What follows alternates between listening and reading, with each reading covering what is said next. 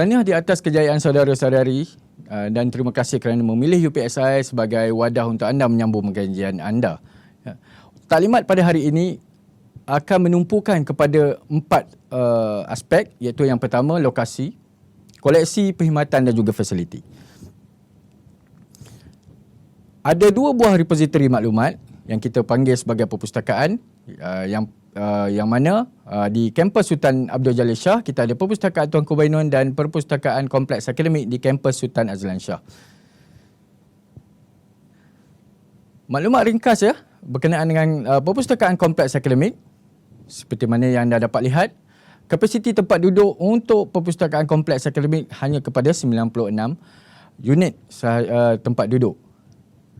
Manakala dari segi fasiliti yang kita sediakan, selain daripada ruang membaca dan belajar, ini adalah antara fasiliti yang kita sediakan untuk saudara dan saudari.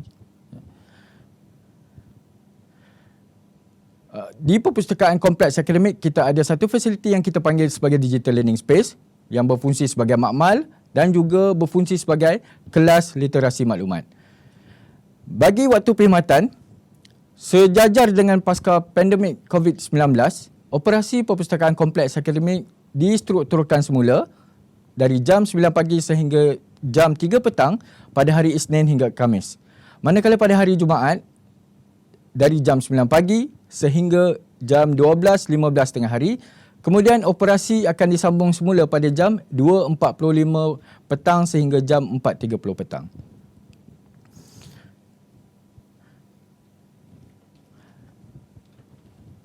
Okey, bagi Perpustakaan Tuanku Bainun yang mana terdapat di kompleks terdapat di kampus Sultan Abdul Jalil Shah, waktu operasi juga distrukturkan semula bersempena dengan pasca pandemik COVID-19 dari jam 9 pagi sehingga jam 3 petang pada hari Isnin hingga Jumaat. Manakala untuk kod etika pakaian, anda perlu mematuhi kod etika pakaian ketika berada di dalam perpustakaan. Jadi, kod etika pakaian ini telah ditetapkan oleh universiti. Okey, untuk perkhidmatan perpustakaan, ini antara perkhidmatan-perkhidmatan utama yang kita tawarkan kepada saudara-saudari selain daripada perkhidmatan membaca, merujuk dan juga meminjam bahan. Yang pertama berkenaan dengan interlibrary loan ataupun pembekalan penerbitan. Dan perkhidmatan perundingan berkhidmat ditawarkan kepada anda yang ingin mendapatkan khidmat nasihat dalam mendapatkan bahan selain membantu anda semua untuk menyiapkan tugasan yang diberikan oleh para pesyarah. Bagi program literasi maklumat pula, kursus ini merupakan kursus yang wajib dihadiri oleh semua pelajar baharu, sama ada pelajar dari pra-siswazah ataupun pelajar siswazah.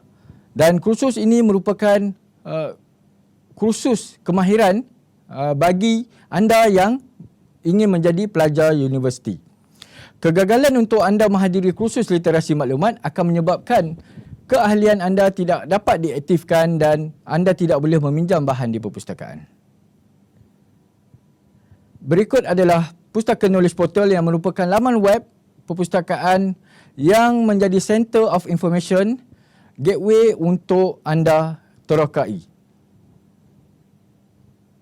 Dan salah satu daripada aplikasi yang kita sediakan di Pustaka Knowledge Portal adalah Webpack yang membantu anda untuk mencari dan mendapatkan bahan tanpa anda perlu berlega-lega di rak membuang masa, dan juga dengan menggunakan Webpack lebih mudah dan juga lebih cepat.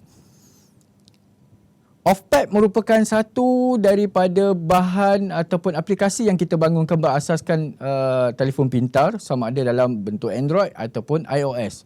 Dan lebih mudah sekiranya bahan-bahan perpustakaan dapat dicari melalui ataupun menerusi telefon pintar sebelum anda pergi ke perpustakaan untuk mendapatkannya.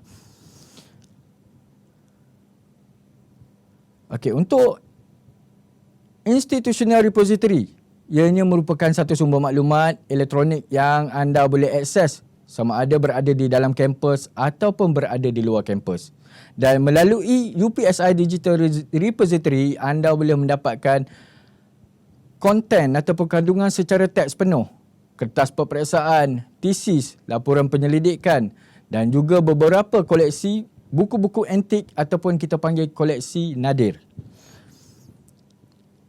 Okey, berikut adalah pustaka iMedia yang mana anda boleh melihat trailer sebahagian bahan yang ada di dalam koleksi sumber media.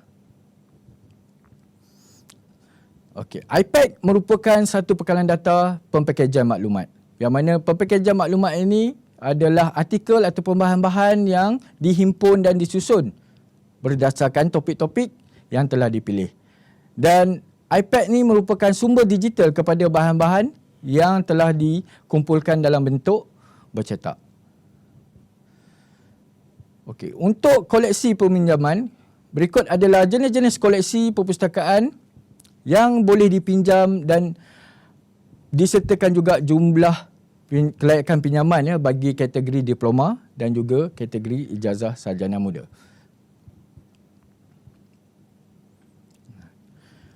Denda lewat merupakan satu penalti yang kita kenakan kepada anda sekiranya anda tidak mematuhi tarikh pemulangan bahan-bahan yang telah anda pinjam. Bagi bahan yang rosak ataupun hilang, mohon kerjasama anda untuk memastikan bahan-bahan yang dipinjam dijaga dengan elok. Jika tidak, anda akan menghadapi masalah ya dan kita akan kenakan penalti di atas bahan-bahan yang rosak ataupun hilang. Okey, untuk perkhidmatan perpustakaan bagi pekalan data atas talian ataupun biasanya disebut sebagai online databases, ianya merupakan satu sumber maklumat elektronik yang boleh diakses di dalam kampus ataupun di luar kampus. Okay, ini adalah antara fasiliti-fasiliti yang kami sediakan untuk anda di Perpustakaan Tuanku Bainun. Okay, ini adalah antara fasiliti yang dibangunkan ataupun yang disediakan di fasiliti yang kita panggil sebagai Knowledge Cafe.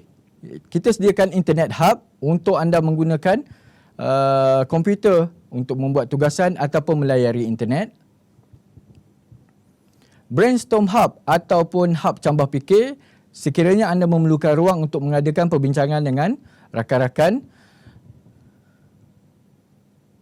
Media lounge untuk anda berbincang dan juga untuk anda menonton televisyen ya melalui siaran Astro yang kita sediakan untuk anda. Netcom Zone merupakan satu ruang yang anda boleh melakukan perbincangan ya, mungkin anda ingin membuat public speaking ataupun berbincang ataupun membuat study group di kawasan yang kita sediakan. Dan sebagai tempat untuk melepaskan penat setelah seharian anda merujuk melakukan tugasan, kita menyediakan sebuah kafe di dalam perpustakaan yang kita panggil sebagai Tea Brary. Jadi di Tea Brary anda boleh mendapatkan minuman ataupun kudapan ya untuk menghilangkan kelesuan anda selepas belajar. Okey, ini adalah kaunter yang menjadi kaunter utama sekiranya anda ingin meminjam, memulang ataupun memperbaharui pinjaman anda. Dan sekiranya anda tidak ingin berada di kaunter sirkulasi, kita telah menyediakan fasiliti melalui mesin pinjaman layan diri. Untuk buat masa sekarang, mesin pinjaman layan diri hanya mengendalikan urusan yang berkaitan dengan peminjaman. Tidak untuk pemulangan ataupun pembaharuan pinjaman. Bagi yang memerlukan khidmat nasihat ataupun bantuan ya, ketika menghadapi masalah, even ingin bertanya di mana lokasi-lokasi koleksi ataupun anda ingin bertanya lokasi bilik perbincangan, anda boleh mendapatkan khidmat di meja penasihat pembaca. Dan sekiranya anda ingin belajar secara bersendirian, kita menyediakan perkhidmatan bilik kajian Carol ya, yang mana bilik kajian Carol boleh ditempah berdasarkan bilangan jam ataupun bilangan hari ataupun anda ingin memerlukan bilik kajian Carol ini selama satu semester. Anda boleh berhubung dengan meja penasihat pembaca ataupun kaki tangan di kaunter sirkulasi untuk mendapatkan maklumat lanjut. Okey, Zone OPAC ataupun yang kita panggil Online Public Access Catalog merupakan satu ruang yang kita sediakan komputer untuk anda mengakses web OPEC. Ya.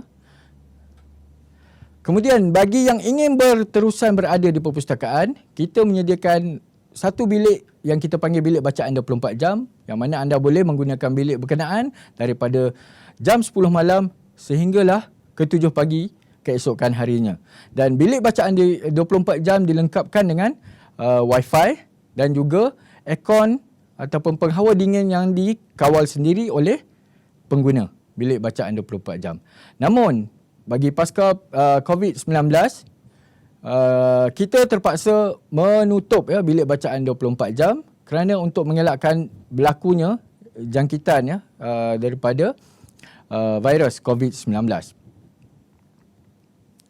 Okey, untuk yang inginkan ruang yang bebas untuk berbincang, kita ada bilik perbincangan tertutup ya. Kalau di internet, kalau di Knowledge Cafe kita ada Brainstorm Hub, iaitu bilik perbincangan secara terbuka. Yang ini adalah bilik perbincangan tertutup yang mana kita sediakan di aras 2 dan juga kita sediakan juga di aras 4. Bilik mesyuarat utama, sekiranya anda ingin membincangkan perkara-perkara yang lebih serius ataupun anda ingin mengadakan mesyuarat persatuan, anda boleh menggunakan bilik mesyuarat utama yang kita sediakan. Auditorium, ini berada di aras 4. Dan sekiranya anda ingin bersantai, ingin menonton koleksi-koleksi DVD di dalam koleksi sumber media, kita telah menyediakan ruang tayangan mini yang mana dalam ruang tayangan mini, anda boleh menonton bersama rakan-rakan anda dan mendapatkan bahan-bahan tersebut daripada kaunter sumber media yang berada di aras 4. Untuk kemudahan bagi yang beragama Islam, kita menyediakan surau di aras 4. Jadi anda tidak perlu keluar daripada perpustakaan untuk menunaikan solat. Sehingga di sini sahaja maklumat yang ingin kami kongsikan dengan anda semua. InsyaAllah kami sentiasa menunggu kehadiran anda untuk hadir ke perpustakaan di dalam program literasi maklumat. Sebarang inquiry boleh disalurkan kepada media yang diwartakan. Akhir kalam, Assalamualaikum warahmatullahi wabarakatuh dan salam sejahtera.